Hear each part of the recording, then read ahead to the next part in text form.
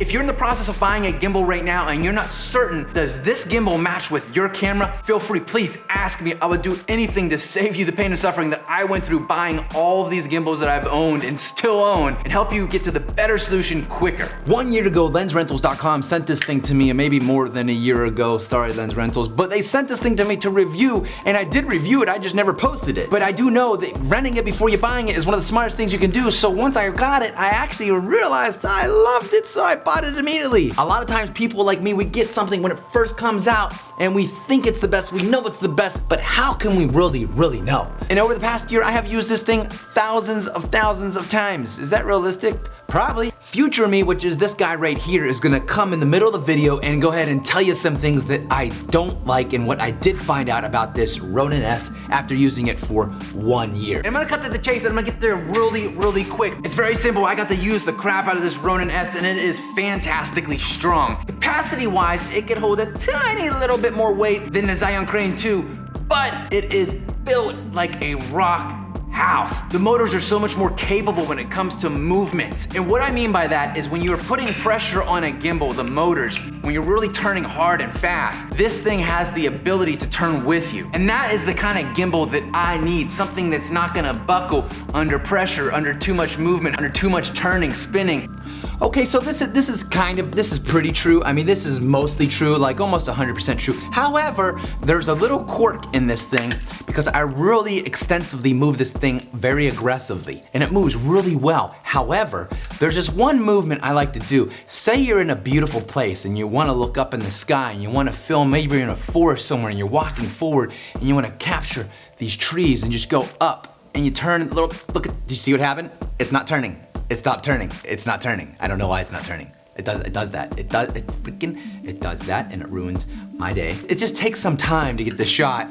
And really what I have found is there's no answer. I just keep messing with it until I finally get it, okay? And I usually have to do a little more turn. It did it again, are you kidding me? It is very frustrating that it is not crazy smooth. When you try to make that one movement, it makes a sharp turn.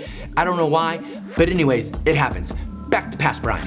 Before we get back to past Brian, you are now talking to future Brian. Why? Because I've learned some things along the way that I want to share with you. When you buy this stuff behind you, it's kind of like a tattoo. It's kind of like permanent. I mean, you can sell it, but it's with you for some time. And before you make that decision, visiting Lens Rentals is an amazing idea. Whether you want to try out cameras, whether you're a Canon guy thinking you might want to go to SONY, try out that camera, whatever it may be. If you want to try out the A7 III before you make the switch, if you want to try out this DJI Ronin S, get it for a week, get it for a couple of days, but make sure you rent it before you buy it, just to make sure that it fits your camera and the lens that you want to use with it.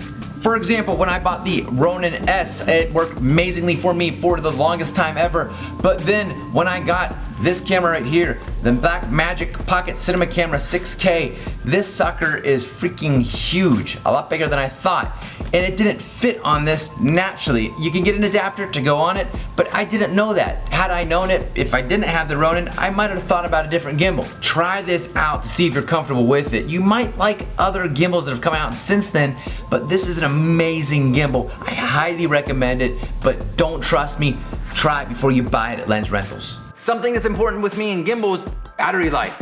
12 hours. That's what this can do. Is it enough? Yes. Who out there is working more than 12 hours? I do every day, but I'm not using this the full 12 hours. I'm turning it on, turn it off, turn it on, turn it off, turn it on, turn it off. You cannot outlast this gimbal.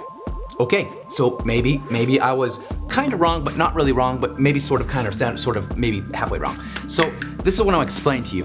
This battery life is phenomenal. It's amazing. It's gonna outlast most human beings out there. Now, I am not a normal human being. Okay, we've come, if you've watched a few of these, you know I'm not normal, and I work extensively.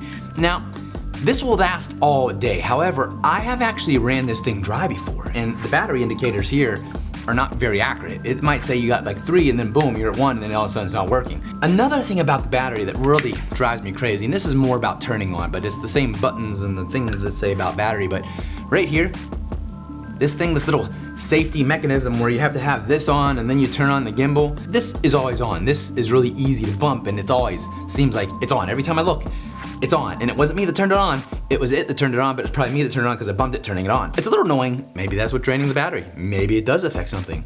Motors aren't running, but it's still powering something. With the Ronin S, it's also gonna maintain level for a longer amount of time. With the Zion crane, I've always struggled with a constant figuring out where level is. And you really only see this when you speed up footage. You can see the footage rocking back and forth. My little baby Ronin S don't do that. Both of these have a track mode where you can kind of set up a path inside the app. Again, the DJI Ronin S destroys the Zion crane. I always had difficulty with the Zion when I was choosing a path where it wouldn't end where I really wanted it to end. It would always fall short, where the DJI Ronin S actually completes the full path and it goes exactly where I want it to go. Need I really mention the back? You can see the screen now. That's a good thing. You should want to see the screen so you can see what you're filming. Brilliant design. I also feel when actually loading different cameras on here, because I put a few different cameras on this so far. Right now I have the Sony a7S Mark II. I found because there's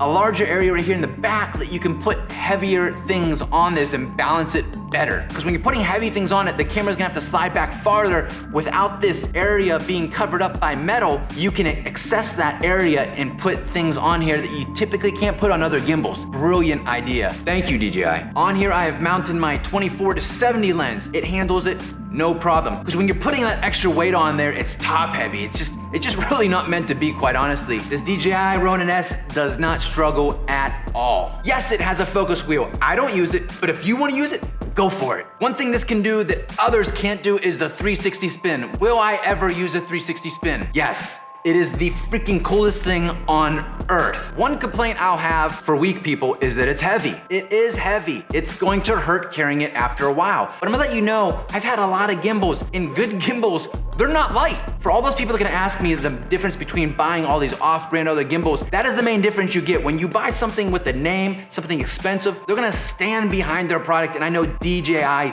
does do that. One thing I could say about this particular gimbal is I balance a lot of gimbals because I'm constantly traveling, and you're always having to rebalance your gimbal. This by far is one of the easiest gimbals that I have balanced. The bars for me, they seem to go out much farther, and it balances easier, quicker, and better every single time. The feet on the bottom are very quality. They have a rubber on it, so they're not gonna scratch things. It's always bothersome to me when you don't have that rubber on the feet that stays there forever. It has big fat pieces of rubber on it. It even has rubber on the top, so it's not so abrasive and scratching all of your stuff, including your car, like my Zion has.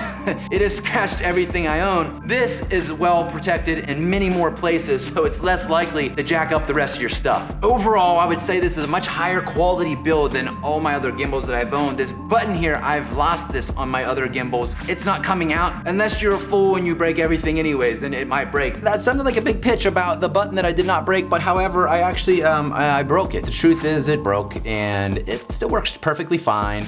However, the button is no longer there. It's a little bit frustrating. It's a little easier to grab because there's kind of a grip on that button. I'm always worried that I'm gonna break those little buttons that kind of protrude out. Why create anything like that? I think it should be a little more flush to this. You're gonna break it. I don't know if I actually broke it. I think it just came unscrewed. I kind of like it without the button on it now. I kind of got used to it. I don't have the fear that I'm gonna break the button because I already broke it or lost it. One thing I'm most excited about with this gimbal is the accessories. The things you can do with this gimbal are unlimited. Here, let me show you. I'll be right back. I'll be right back. This here is my baby, or at least one of my babies. I have a lot of babies. This is something I built a couple years ago to carry cameras, and I really didn't have the right platform to be able to put on this. With the accessories with the Ronin S, you can actually use this gimbal and put it on this car, and I can get this epic low shots. Sure, yes, there have been a lot of different gimbals that have come out. They have Zion's come out, the new one. There's the Ronin SC. There is a lot going on. However, do I still think this is the best in the world? Well, maybe. Is this the best for me? Absolutely. There's still not a better gimbal for me in my setup and what I'm doing out there. If you have questions, if you have thoughts like, hey, should I buy this gimbal, this gimbal, this gimbal? Please ask me, because I've wasted all my money on it for you. Thank you for watching the past, present, and future of this Ronin review. I love this thing. It is fantastic. But you know what I love more? Is to make sure that you try it before you buy it. Make sure you visit lensrentals.com. I'll see you guys the next time.